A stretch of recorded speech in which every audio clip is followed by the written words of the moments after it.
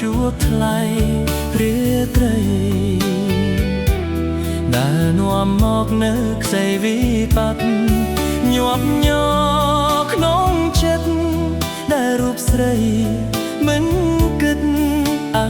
ណិតដល់រូបខ្ញុំលួចសំឡឹងណាអានេះពេលស្រីរួមខ្ញុំความទុកព្រួយខ្លួនមួយទ្រូងរែងព្រួយក្រៀមក្រំខ្លោចផ្សាយ៉ាងណាប្រាថ្នាសូមតែចិត្តភ័ក្តីបាថ្លៃមិនបែកតីសូមស្រីមេត្តាខ្ញុំឈរគៀនលួចគុណភក្តាដូចឃើញតារាដែលរះសែនឆ្ងាយចិត្តរៀមនៅលឹកស្ដាយដល់កាយស្រីថ្លៃមិនប្រណីបេះដូងកំព្រាអូអានេះរឿងអ្វីទៀតខ្ញុំបំភ្លេចបានក៏យ៉ាងបំភ្លេចមិនបានដោយរឿងហេតុអ្វីសូមស្រី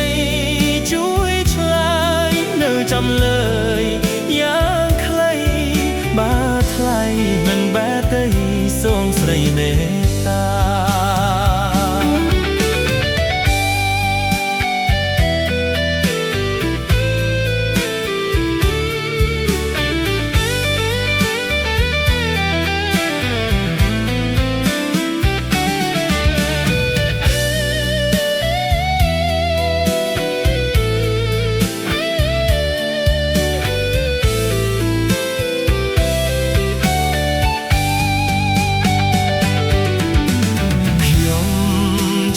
គៀនលួយគុណភ